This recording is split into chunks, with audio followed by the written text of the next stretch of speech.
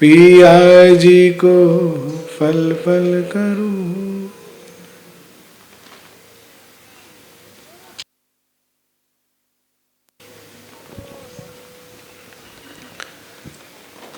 सभा में उपस्थित परम आदरणीय, परम वंदनीय एवं परम पूज्य वाला सुंदर साथ जी,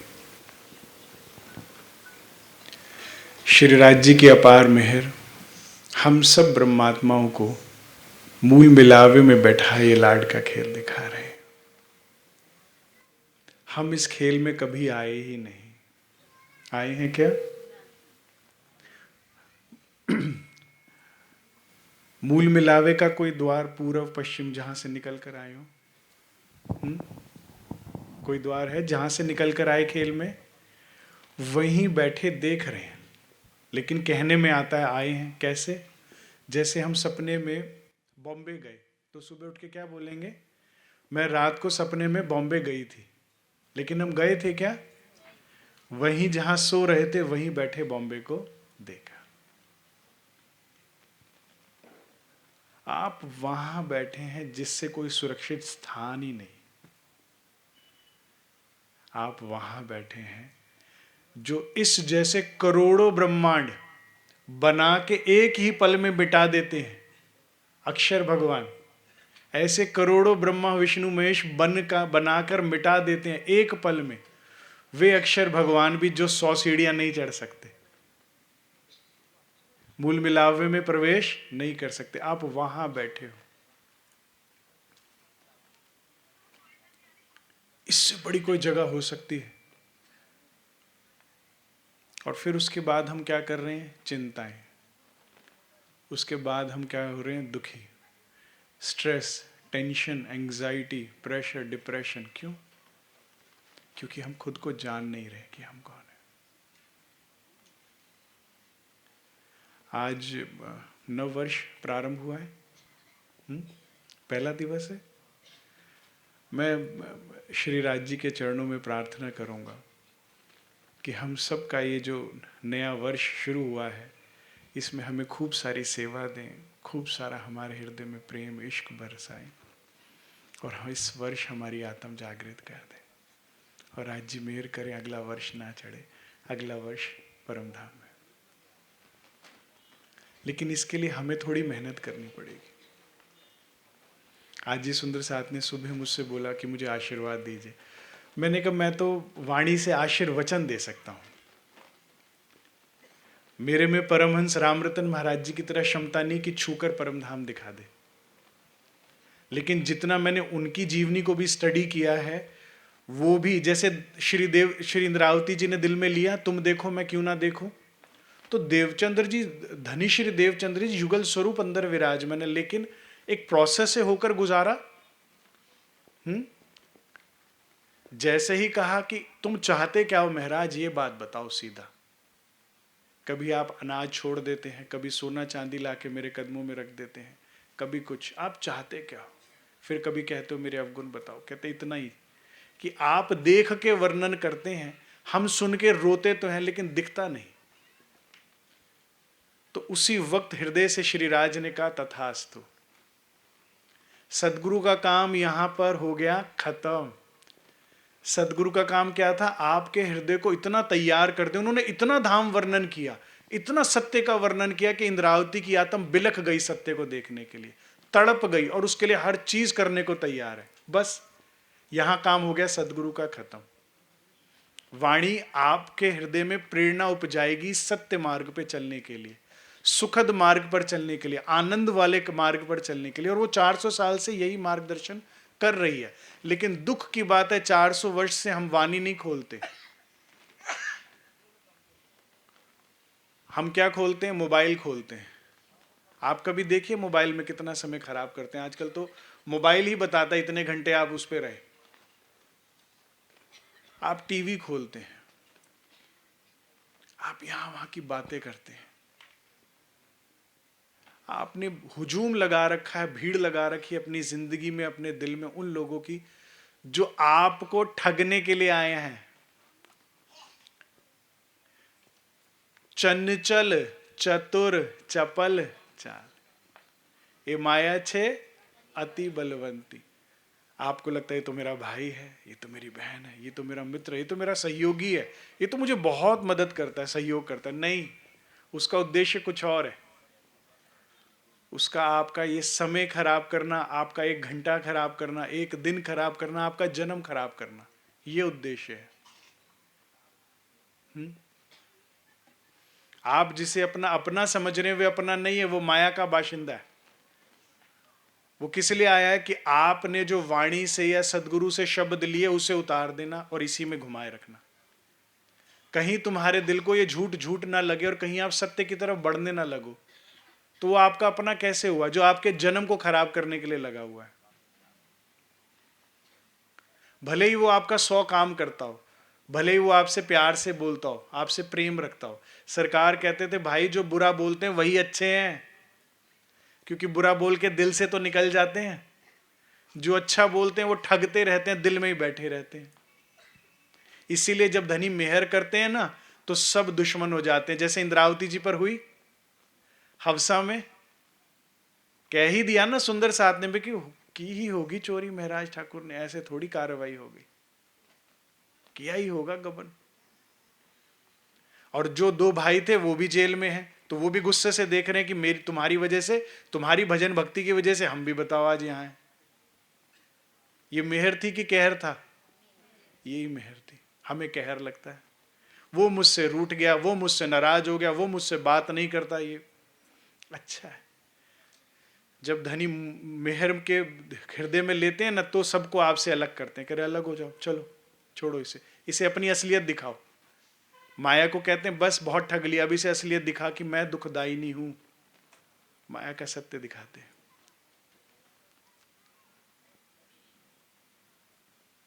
प्राणाधार सुंदर साथ जी थोड़ा सा सावचेत होइए। श्रीराज कहते हैं जब देखा तुम्हें दुखी देखा, जब देखा परेशान देखा, चिंतित देखा, मैंने सब किया तुम्हारे लिए। और क्या करे, पूरा ब्रह्मांड तुम्हारे लिए बना दिया। सजा दो जबराइल जन्नत की तरह वो सैर को आने वाली। इतना सुंदर ब्रह्मांड बनाया, तुम्हारी इच्छा अनुसार ब्रिज बनाया, कितना सुंदर ब्रिज, कितनी मीठी लीला।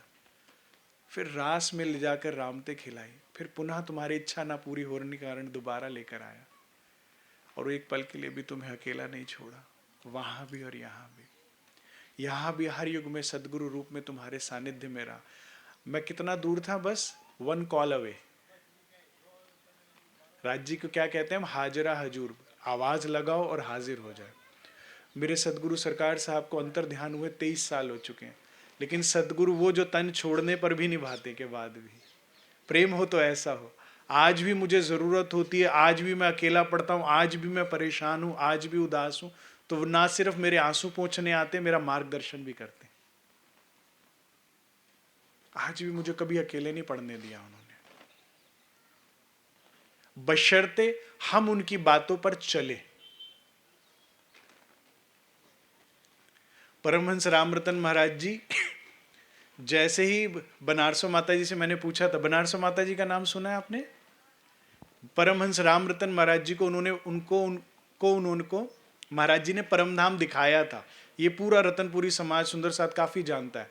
महाराज जी ने तो बहुतों को दिखाया था, लेकिन मेरा सौभाग्य हुआ उनसे भेंट होने का। तो मैंने उनसे पूछा, माता जी ऐसा आपने क्या किया जो महाराज जी ने आपको परमधाम दिखाया? तो कहती है, मैंने ना एक बार मेरे घर आए हुए थे उनकी माता जी, संतो माता जी, जैसा नाम वैसा ही उनका व्यवहार था।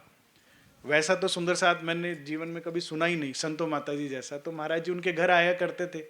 तो एक दिन कहते, मैं छोटी थी, कॉलेज में थी, तो मैंने कहा महाराज जी मैं आपको पिक्चर दिखाने ले जाऊं? कह रहे दिखा दे भाई। महाराज जी का स्वभाव था, बड़ा ही सरल स्वभाव था। आप उन्हें कहो महाराज जी खाओगे? हाँ खाएंगे। वो कभी भी तो कहते अगले दिन महाराज जी को मैंने गाड़ी बुक कर ली, महाराज जी को लेकर सिनेमा घर चली गई। महाराज जी आधी पिक्चर में सर पकड़ के आ गए। लेकिन कहते उस दिन कहा कि तुमने हमें नकल की पिक्चर दिखाई है, हम तुम्हें असल दिखाएंगे। कहते उन्होंने आशीर्वाद तो दे दिया, लेकिन मैं बहुत पीछे पड़ी रही, 1 साल 2 साल 3 साल। आपने कहा था, आपने कहा था। लेकिन सदगुरु क्या करते गए, बनाते गए बनाते गए बनाते गए बनाते गए, और एक दिन वो बन गई। और कहती है जिस दिन मैं बन गई तो ऐसे ही आपकी तरह सभा में बैठे थे, महाराज जी चर्चा कर रहे थे और उनको अनुभव होना शुरू हो गया परम धाम का।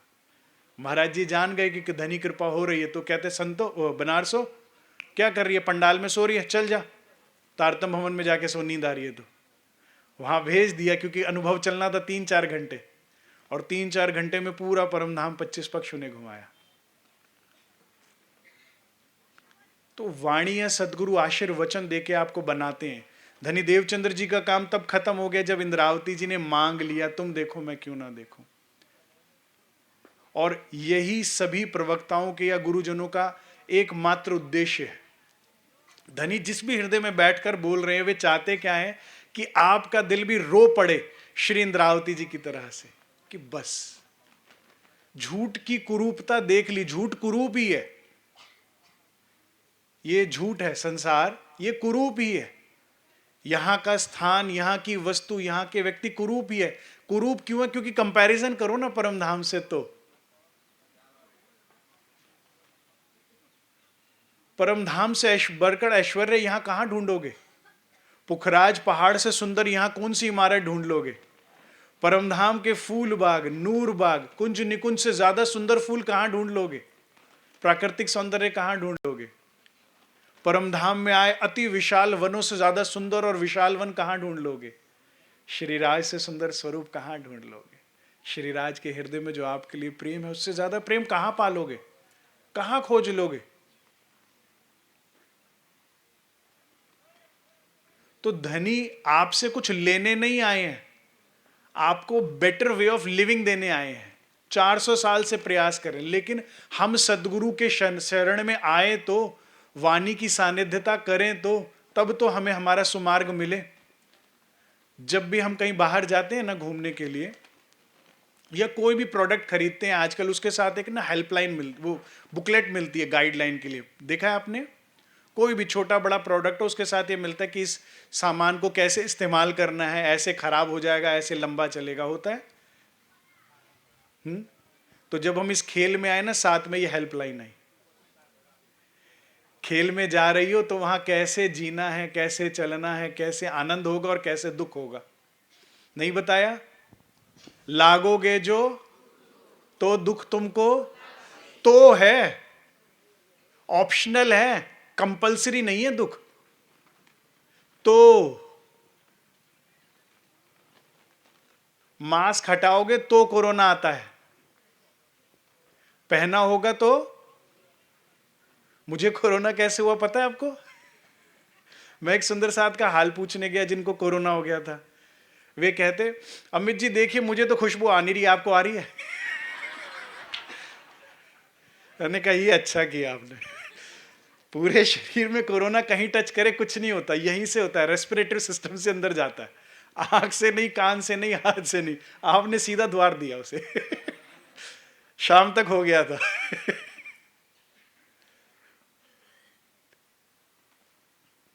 हटाया तो ना, लागोगे तो दुख तुमको लाग इसी। कैसे लगते हैं हम? चित्त लगाकर। साहब कहते थे करो मरो नहीं, पढ़ाई करो, नौकरी करो, व्यापार करो, शादी करो, बच्चे पैदा करो, पाल पोस के बड़ा करो, ये सेवा समझ के करो। नौकरी कैसे करो? श्री इंद्रावती जी की तरह सुबह सेवा करके जाते थे बिहारी जी की, और फिर नौकरी पर जाते थे। नौतनपुरी में करी नौकरी उन्होंने, और फिर संध्या को लौट कर आकर फिर बिहारी जी की सेवा करते थे, चर्चा सुनते थे, और बाद में सुंदर साथ को लेकर बैठते भी थे चर्चा कर सुनाने के लिए। याद है आपको बीतक का प्रसंग? हम नौकरी से आके टीवी देखते हैं, देखिए बुक बॉस में किसकी लड़ाई हो रही है। कोई कर्तव्य ही नहीं समझता अपना। एक दिन आएंगे श्री जी आपके घर भी, दरवाजा खटखटाएंगे जयराम भाई कंसारा की तरह। फिर पश्चाताप होगा जब वो पूछेंगे, कौन साथ तुम काढ़या, किसको दिया तार तुम साथी देवचंद्र जी के। इतना अंधेर कर रखा है, किसी एक से राज्य की बात नहीं।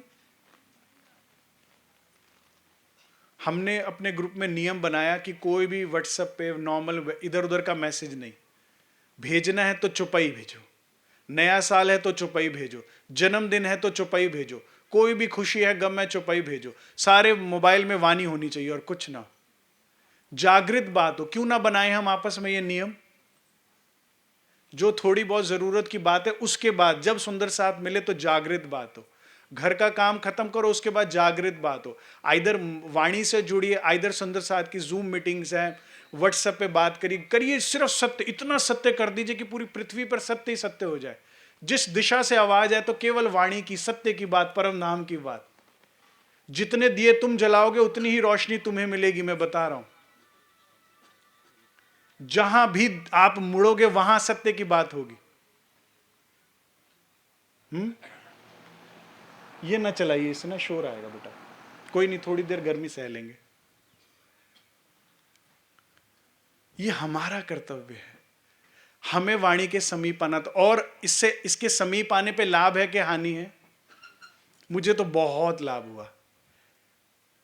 मैं अपना एक अनुभव बताऊं आपको। सन 2000 मैं मेरे ख्याल से 18-19 वर्ष का था। मेरे सदगुरु सरकार साहब का धाम गमन हुआ। वापसी में हम लोग बस में आ रहे थे, तो सुंदर साथ में डिस्कशन हुआ कि अब राज्य की बैठक कहाँ है।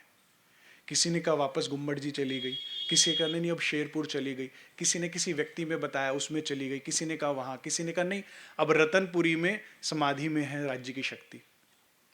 जब काफ़ी देर का डिस्कशन हुआ तो मैंने उनसे पूछा अब क्या निर्णय हुआ बड़ों का, मुझे बताइए ना, राज्य अब कहाँ है, हम तो अनजान हैं। अभी नए नए संप्रदाय में आए थे। 98 में हमारा परिवार संप्रदाय में आया और 2000 में सरकार साहब अंतर ध्यान हो गए। कह रहे तुम अपने राज्य से पूछो ना। मैंने कहा अच्छा ठीक है, राज्य आप ही बताओ ना, आप कहाँ हो। मैं घर आया, मैं ये प्रश्न भी भूल गया। तो मुझे स्वप्न आता है कि मैं सरकार श्री को ढूंढने के लिए पन्ना जी गया, नहीं मिले। रतनपुरी गया, नहीं मिले। हमारे दिल्ली मंदिर में गया, नहीं मिले। थक हार के अपने घर आया तो वाणी में से आवाज आ रही थी, कह रहे मैं यहां बैठा हूं भाई, कहाँ ढूंढ रहा है। मैंने कहा अच्छा, जवाब मिल गया। वो दिन है और आज का दिन है, मैंने वाणी को सीने से लगा के रखा हुआ। ये मेरे सदगुरु का आशीर्वाद है, ये उनकी मेहर है कि उन्होंने मुझे सही दिशा दिखा दी। इसको मैं अपनी ब्लेसिंग कहूं कि इसे कर्ज कहूं कि मैं लेट आया संप्रदाय में। तो लेट आया तो मुझे कोई जानता ही नहीं था। मेरे को हर प्रश्न के लिए वाणी में ही जाना पड़ता था। मुझे किसी से बात करने के लिए वाणी में ही जाना पड़ता था। तो वो अकेलापन मेरे को वरदान हो गया, क्योंकि मैं वाणी से ही बात करता रहता था 7-7, 8-8 घंटे। लेकिन उससे मुझे जीवन जीने का सही तरीका पता लग गया। बहुत कम उम्र में जहां बिगड़ना था वहां सुधर गए, जहां दुख पाना था वहां सुखों में जीवन बीता। मेरा सारा जीवन, आज मैं 41-42 का हो गया हूं, मेरा सारा जीवन किस में बीता? मंदिर में, आश्रम में, सेवा में। अगर हम रात को घर नहीं आते तो माता पिता चिंता नहीं करते, कहते किसी के यहाँ पाठ होगा वहां रुक गया होगा। हमारे पिताजी गुस्सा करते थे तो गुस्सा भी ये करते थे, अरे भाई तुम अटैची उठाओ, मंदिर ही चले जाओ ना, सारा दिन तो वहीं रहते हो। पुजारी तो ऐसे ही रखा हुआ है। संध्या आरती में जाता था, प्रणाम नहीं करके लौटता था, नियम था मेरा। इस वाणी ने मुझे जीने का सही तरीका सिखा दिया। और मैं देखता गया अपनी उम्र के लड़कों को जो सेवा में भी थे, मंदिर भी आते थे, लेकिन बाद में किसी ने यहां प्रेम किया, किसी की दिशा यहां हुई, किसी को कुछ चाहिए था, किसी को कुछ। इस वाणी ने मुझे बांध कर रखा कि तुझे सिर्फ राज्य चाहिए। तो मेरा जीवन सुखद होता गया और बाकियों को अपने सामने मैंने जीवन बिगड़ता हुआ, दुखी होते हुए देखा। अगर आज भी कोई सुंदर साथ रो रहा है तो वो इसीलिए क्योंकि उसे माया चाहिए। अब तुम अग्नि भी चाहते हो और हाथ भी ना जले, ये कैसे होगा? तुम कांटों को भी पकड़ना चाहते हो और चुभे ना, ये कैसे होगा? तुम विपरीत आचरण की इच्छा कर रहे हो संसार से। ये संसार दुखदाई है। आनंद तो धनी में ही है, सुख आनंद केवल उसमें है। अगर वाणी के समीप आते तो आपको दिशा पता होती, आप इतने दुखी ना होते। जो सदगुरु के सानिध्य में होते तो कहते झूठा झूठा, चल चल, छोड़ छोड़, आगे बढ़।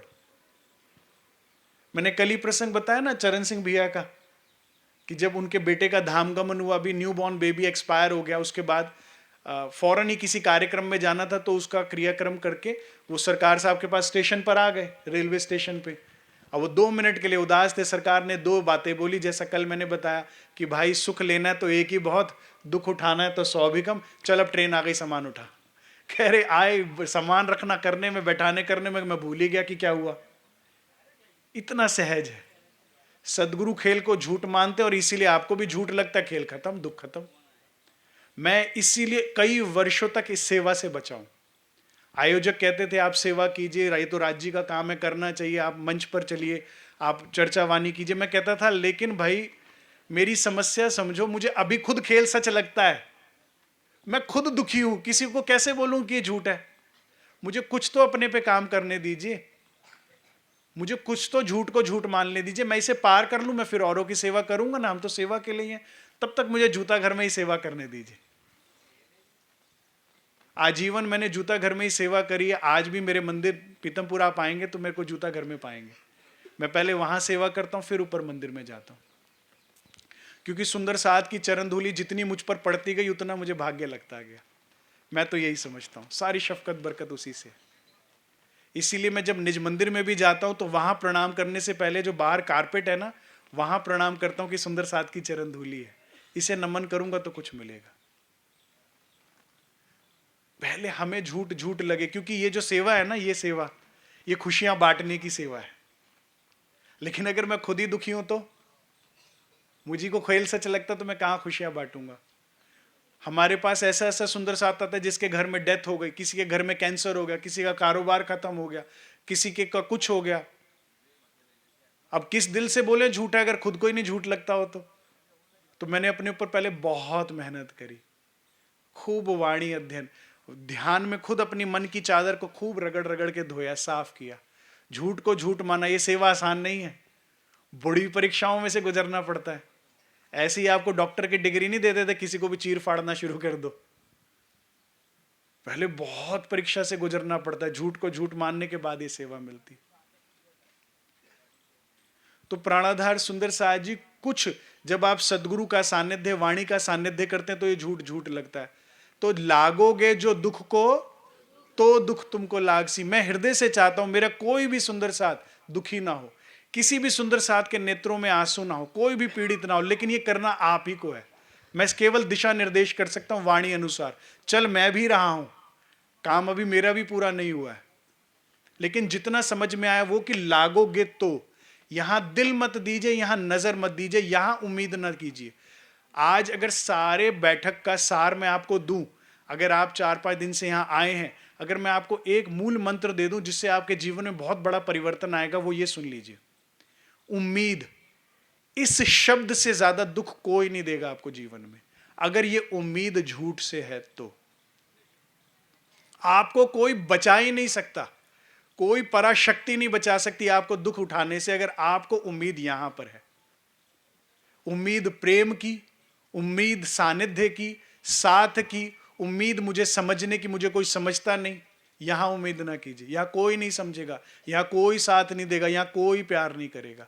अगर ये उम्मीद सम्मान की, घर में मैं इतना करती हूं या करता हूं, मेरा कोई सम्मान नहीं करता, कोई पूछता नहीं कुछ, ये उम्मीद अगर झूठ में है तो दुखी रहोगे रहोगे और रहोगे।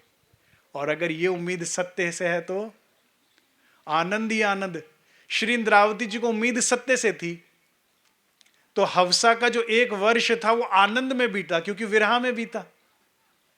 और कह दिया एता सुख तेरे विरहा में, मैं तो थी नहीं हवसा में, मैं तो तुझ में थी। इंद्रावती जी थी हवसा में, उससे बुरी जगह तो नहीं हो ना आप, उससे बुरी जगह हो। 12 मोमिनों को कसाला हो रहा है, सिपाही मार मार रहा है, उससे बुरी जगह हो क्या आप? विचारिए। लेकिन उनकी उम्मीद सत्य से थी। जब पहला हैंटर पड़ा तो श्रीराज निकल गया मुख से, तो सूरता कहां चलेगी? मूल मिलावे में। अब तन को तो कसाला हुआ, आत्म आनंद में। इसीलिए सिपाही भी रो पड़ा कि इतना अगर मैंने चोरों को मारा होता, उनको मारा होता, तो वो भी बोल देते, रो पड़ते, ये तो आनंद में है, हमसे ऐसा पाप ना कराओ, ये तो कोई परम संत है। क्योंकि सूरता वहां थी। और याद करो निज सुख को तो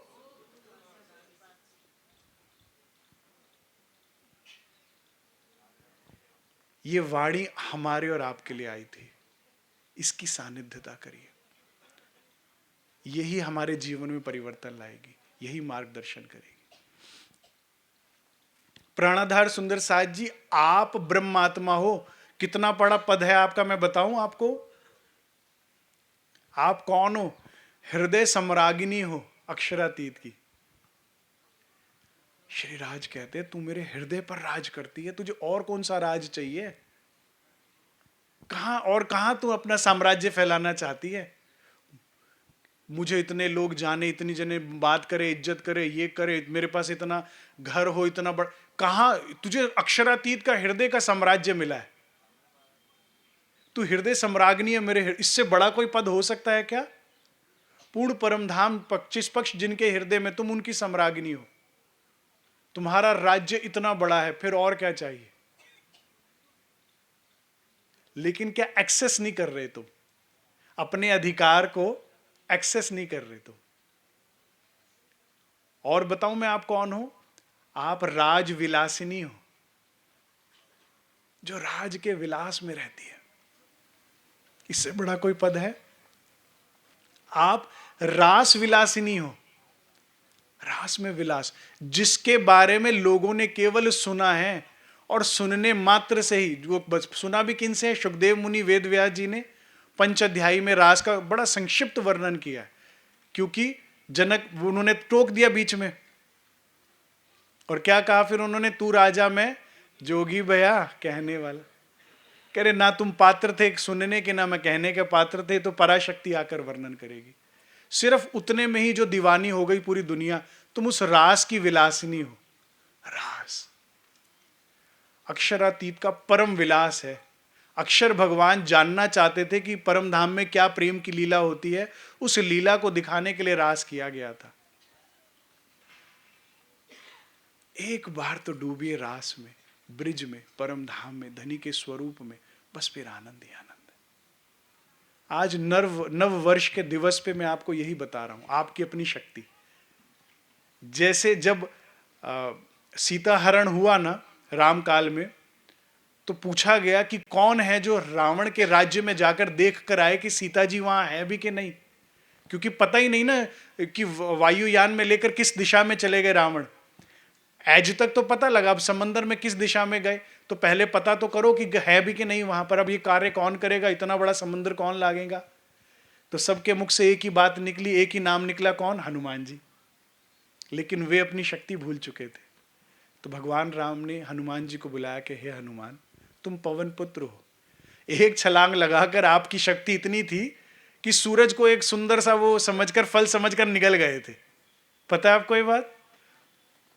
परम शक्तिशाली हनुमान ने कहा ये तो सुंदर कोई फल हवा में है, उछले और सूर्य को अपने मुख में ले लिया।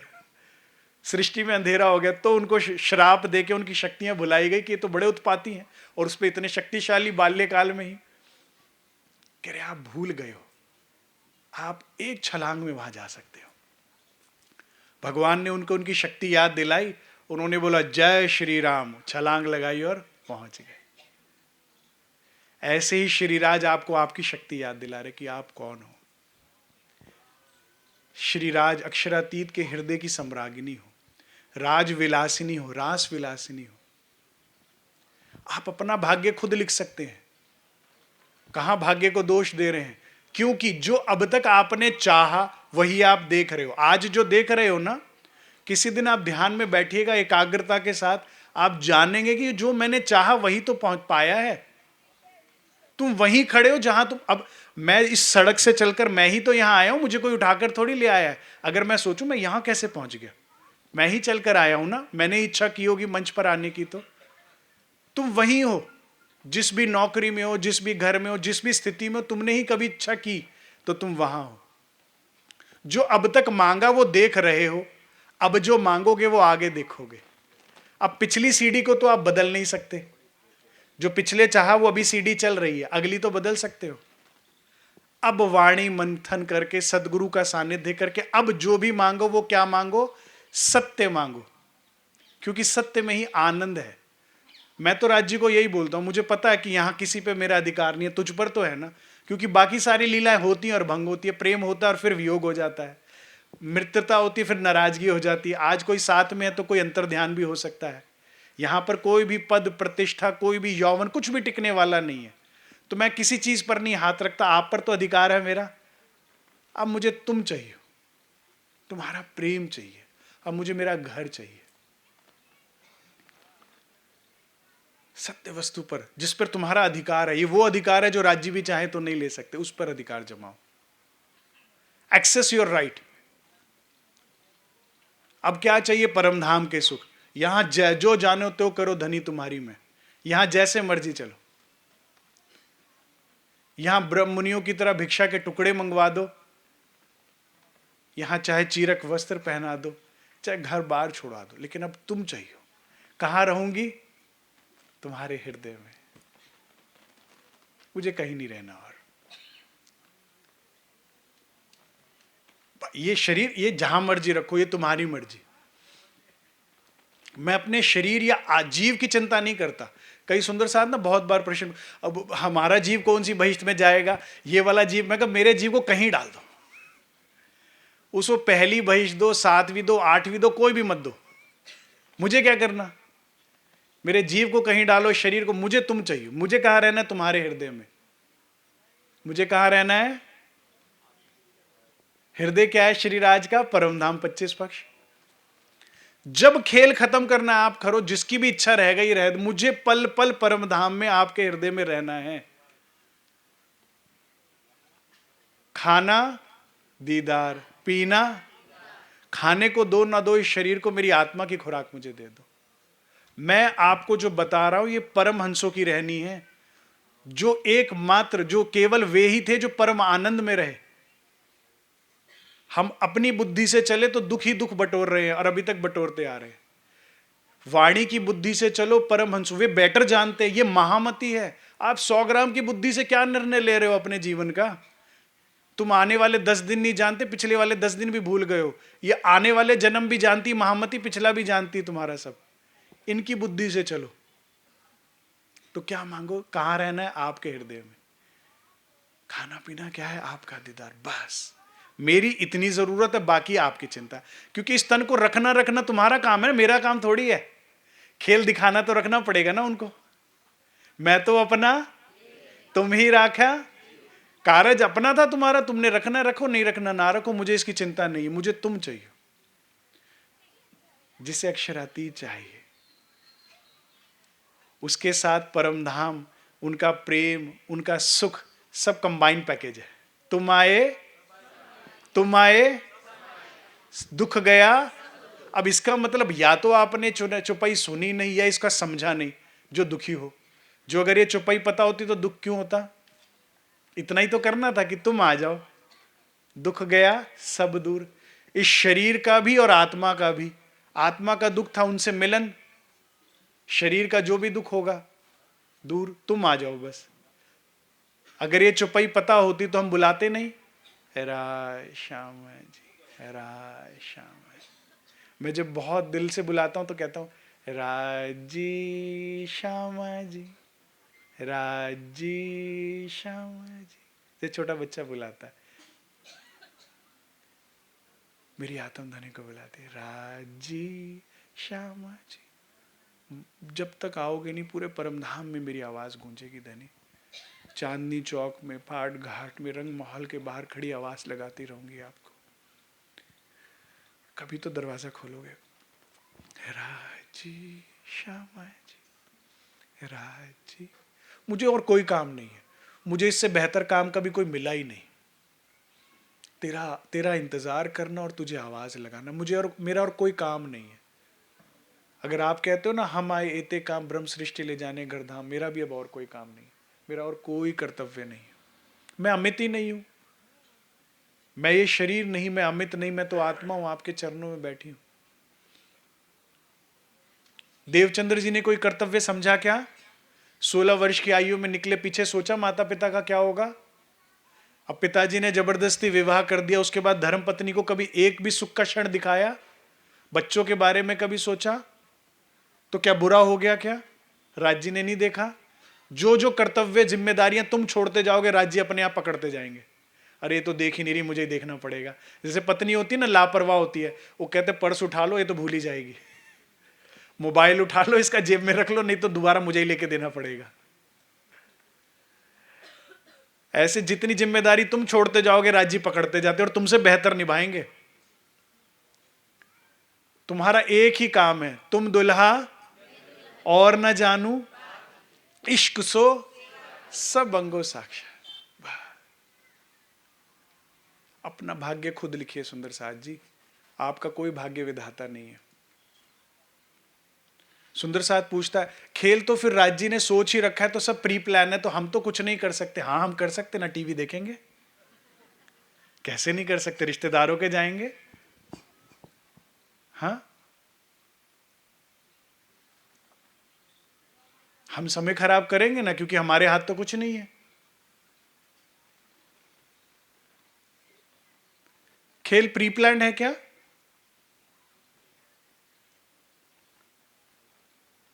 पीछे हुआ नहीं है प्रश्न कि सब कुछ प्री प्लान है कि कुछ हमारे हाथ में भी है? हाँ बताइए, सब कुछ प्री प्लान है, राज्य का सोचा हुआ है, या कुछ हमारे हाथ में भी है? उत्तर दिया तो था मैंने, बाहर जो है वो हमारे हाथ में नहीं है, वो प्री प्लान है। इंद्रावती जी को हवसा होना था तो होना ही था, बाईजूराज को फंद में आना था तो आना ही था। यहां तक कि जब 12 मोमिनों को जब मार भी पड़ी ना, तो श्री जी ने क्या लिखा पाती में कि ये तुम्हारा चाहा ही, ये पहले से डिसाइडेड था भाई, ये होना ही था। लेकिन अंदर ये प्री प्लान नहीं है। बाहर प्री प्लान है, अंदर हमारी मर्जी से चले। तो अंदर क्या चलेगा? श्रीराज चलेंगे। अंदर क्या चलेगा? श्रीराज जी के गुण चलेंगे। अंदर क्या चलेगा? 25 पक्ष चलेंगे। अंदर क्या चलेगा? 25 पक्षों का विलास चलेगा। मुझे जानना है मेरे घर के जर्रे जर्रे में क्या है, वहां क्या क्या सुख है, मुझे वो सुख लेने हैं।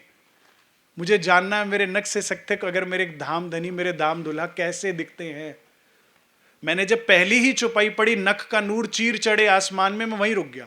मैंने कहा मुझे एक मिनट, मुझे दिखाइए तो सही, ये कैसी बात बताई आपने।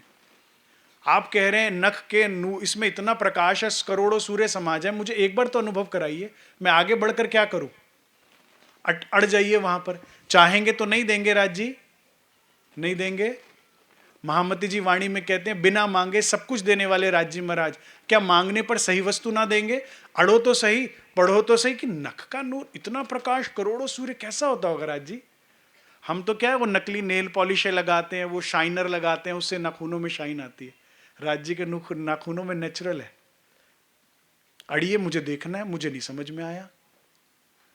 परमहंस युगलदास महाराज जी अड़ गए कि पुखराज पहाड़ मैंने पढ़ भी लिया, समझ भी लिया, लेकिन अनुभव में नहीं आ रहा, आप दिखाइए। उसके लिए क्या करते थे?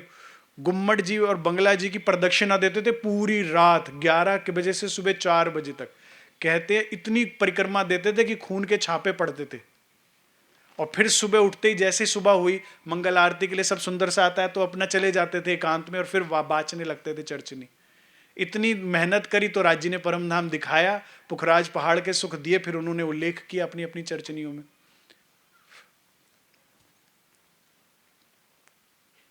मुझे जानना है, अब मुझे वही चाहिए। अपना भाग्य खुद लिखिए, आप लिखो आपको क्या चाहिए आने वाली जिंदगी में। श्रीराज के माया, माया मतलब दुख, खुद लिख रहे हो, जान लो। वाणी का काम, सदगुरु का काम यही है, लेबलिंग ठीक करना। माया की मार्केटिंग दुकान कैसे चल रही है कि विष को अमृत की लेबल लगाकर बेच रही है।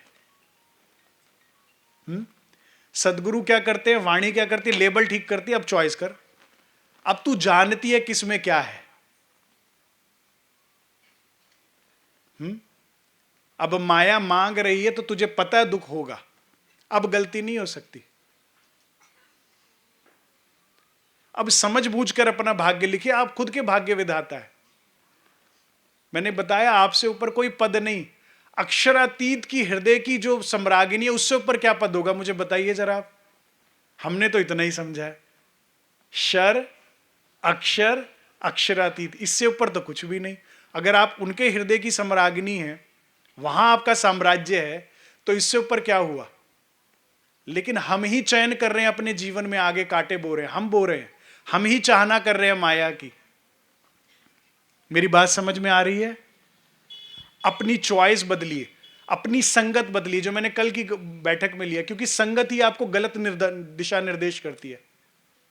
बचपन में हम बच्चों को कहते थे ना, सही दिशा सही संगत करो, क्योंकि गलत ही संगत सिगरेट पिलाने ले जाएगी, शराब पिलाने ले जाएगी, गलत दिशा, और कहेगी इसमें मजा है। मजा नहीं, सजा है, बाद में समझ में आई। ऐसे ही गलत संगत आपको माया में ले जाएगी, वो झूठ में सुख दिखाकर ले जाएगी और वहां ले जाकर पीटेगी। माया क्या करती है, आप राज्य के साथ बैठे हो सिंहासन पर, पूरे ब्रह्मांड के मालिक है, और उसके साथ आप बैठे हो। मुझे निजानंद संप्रदाय अच्छा ही इसीलिए लगा, हम तो प्रवाही परिवार से आए थे ना, मुझे ये ही एक संप्रदाय इतना अच्छा लगा क्योंकि सबने हमें कदमों में बैठाया। मैं मालिक तुम नौकर, मैं भगवान तुम भक्त। एक श्रीराज है जिन्होंने कहा मेरे साथ आकर बैठो। श्यामा जी ने अंग हो सुंदर साथ, साथ वाली जगह दी।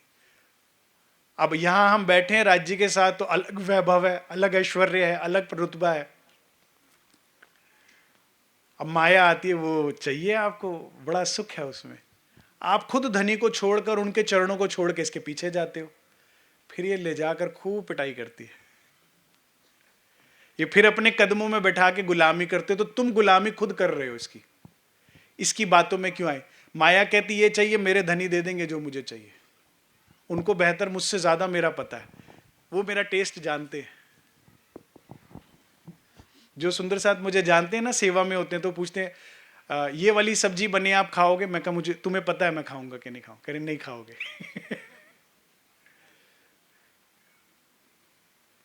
मेरा टेस्ट, मेरा प्रेफरेंस उन्हें पता है, हमारे राज्य को हमारे से ज्यादा हमारे बारे में पता है, पता है ना? फिर क्यों फंसते हो गलत चीज मांगकर?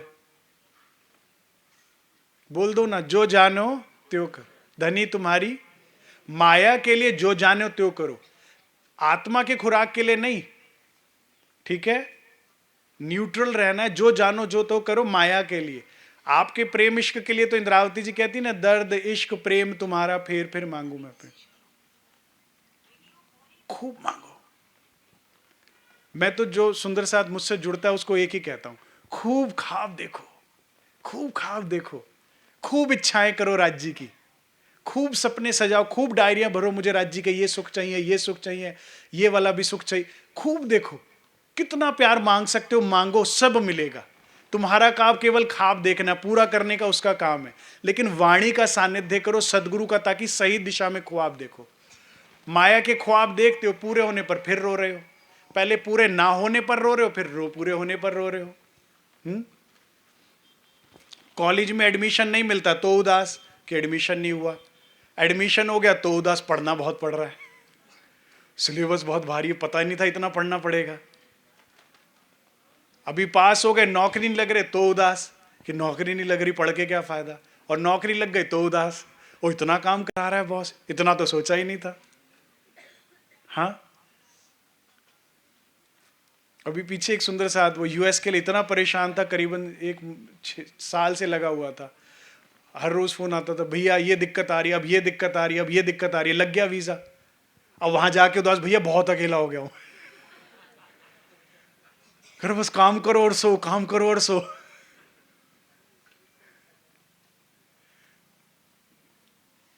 फिर शादी ना हो तो उदास, हमारे डीकरी की शादी नहीं हो रही, महाराज जी आशीर्वाद दे दो। और शादी हो जाए तो उदास, मेरी बहू ने उधम मचा रखी है, मेरा लड़का अब लड़का ही नहीं रहा, पहले मुझे कदमों सर पे उठा के रखता था, अब पूछता ही नहीं।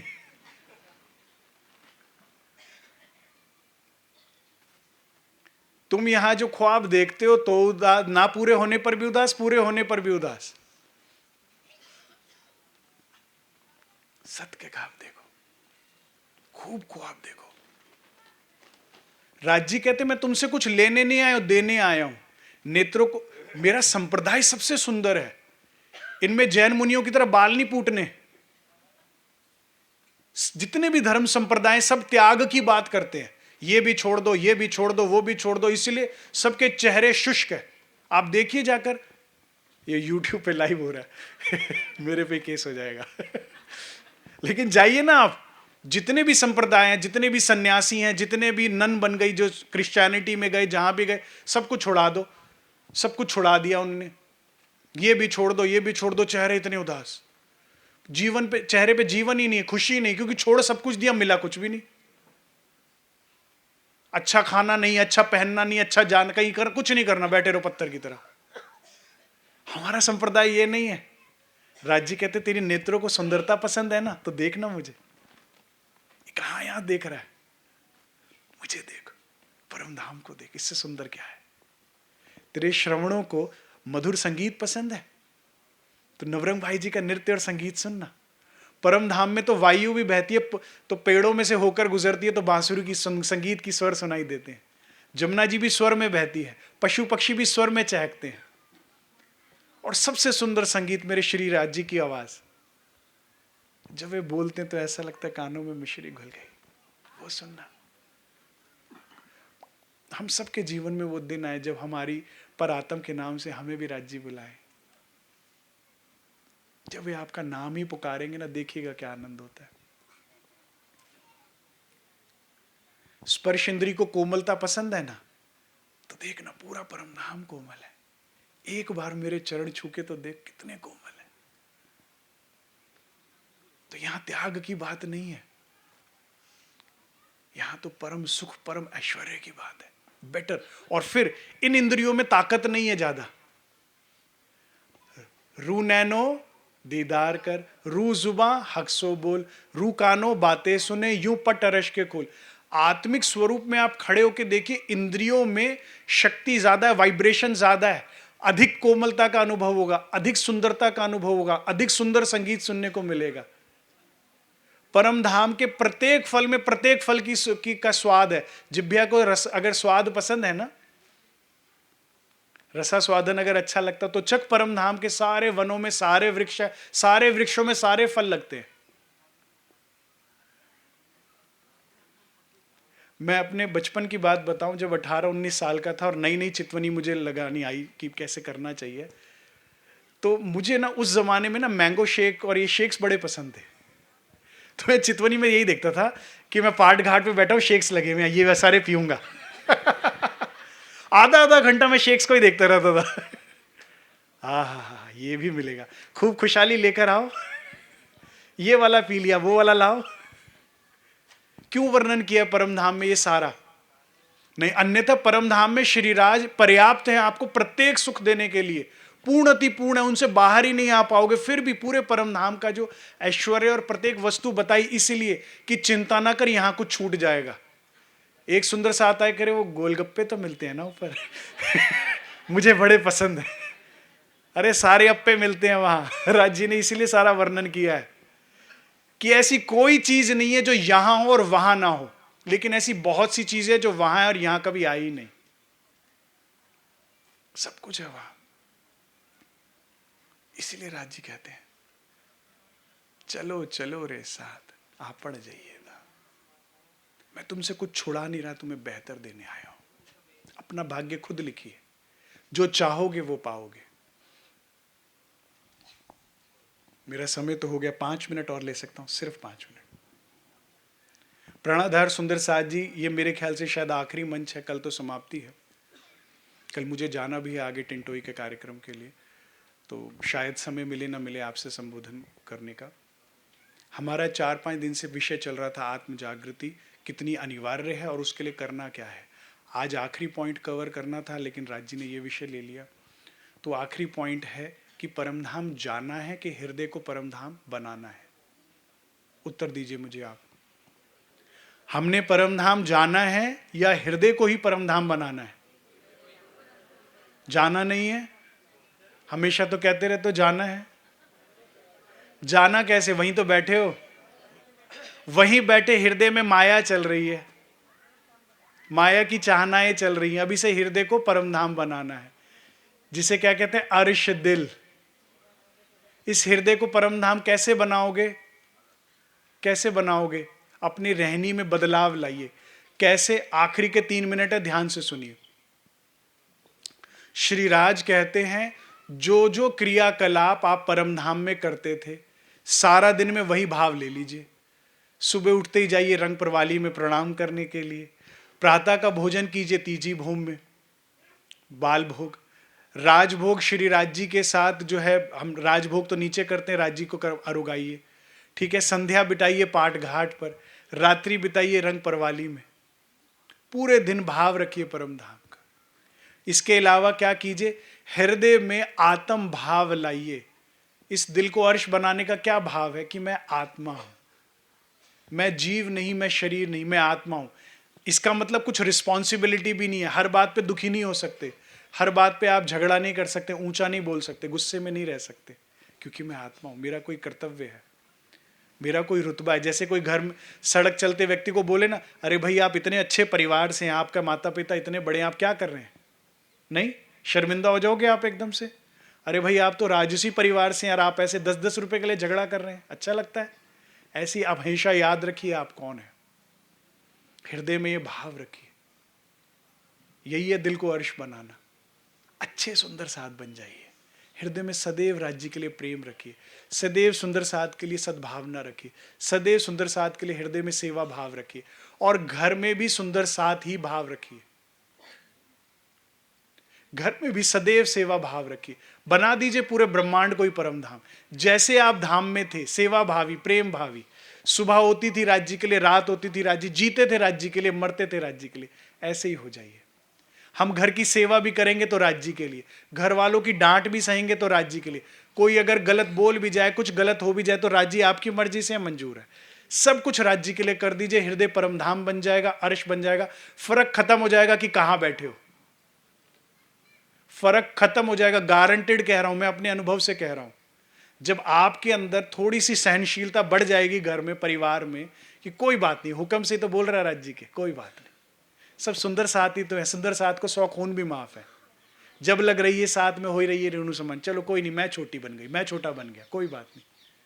हृदय को परमधाम बनाइए, आत्म भाव। जैसे परमधाम में थे, कैसे हम सखियों से स्नेह करते थे, सेवा भाव रखते थे, युगल स्वरूप की सेवा में रहते थे, ऐसे अपना जीवन बना लीजिए, हृदय परमधाम बन जाएगा, आत्म जागृत हो जाएगी, परमधाम के अनुभव शुरू हो जाएंगे। बोलो श्री प्राणनाथ प्यारे की जय, बोलो श्री सदगुरु महाराज की। मैं आयोजकों का हृदय से धन्यवाद करता हूं कि आपने मुझे समय भी आगे दे दिया। इतना सुंदर आयोजन, मेरा हृदय गदगद है। मैंने आज तक